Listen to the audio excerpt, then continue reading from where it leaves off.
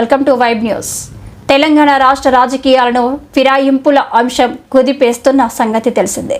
ఈ పార్టీ ఫిరాయింపులకు పాల్పడిన ఎమ్మెల్యేలపై అనర్హత వేటు వేయాలంటూ బీఆర్ఎస్ పార్టీ సుప్రీంకోర్టును ఆశ్రయించిన సంగతి తెలిసిందే. బీఆర్ఎస్ ఎమ్మెల్యే పాడి కౌశిక్ రెడ్డి సుప్రీంకోర్టులో పిటిషన్ దాఖలు చేశారు.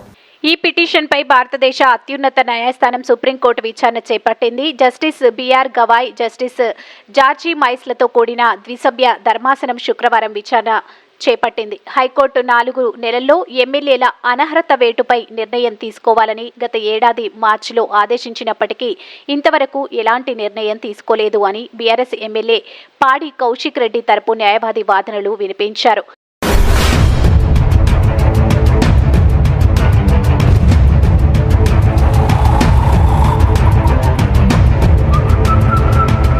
పార్టీల ఫిరాయింపులకు సంబంధించి హైకోర్టు ఆదేశాల మేరకు ఇప్పటికే ఎమ్మెల్యేలకు నోటీసులు సైతం ఇచ్చామని తెలంగాణ ప్రభుత్వం తరపు న్యాయవాది ముకుల్ రోహిత్గా సుప్రీంకోర్టు ద్విసభ్య ధర్మాసనం దృష్టికి తీసుకెళ్లారు. అంతేకాదు ఇందుకు తగిన సమయం ఇవ్వాలని కోరారు.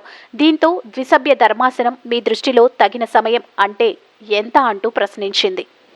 రీజనబుల్ టైం అంటే మహారాష్ట్ర తరహాలో శాసనసభ గడువు ముగిసే వరకేనా అంటూ తీవ్ర అసహనం వ్యక్తం చేసింది. దీంతో అసెంబ్లీ స్పీకర్ను అడిగి నిర్ణయాన్ని కోర్టుకు విన్నవిస్తామని ప్రభుత్వం తరపు న్యాయవాది ముకుల్ రోహత్కి తెలియజేశారు. ఎంత సమయం కావాలో స్పీకర్ను కనుక్కొని తెలియజేయాలని ప్రభుత్వం తరపున న్యాయవాది Mukul Rohatgi justice BR Gavai, justice George Masih ధర్మశాసనం ఆదేశించింది. అనంతరం తదుపరి విచారణకు వచ్చే వారానికి వాయిదా వేసింది. మా ఛానల్ని లైక్ చేయండి, షేర్ చేయండి, సబ్స్క్రైబ్ చేయండి. మరిన్ని అప్డేట్స్ కోసం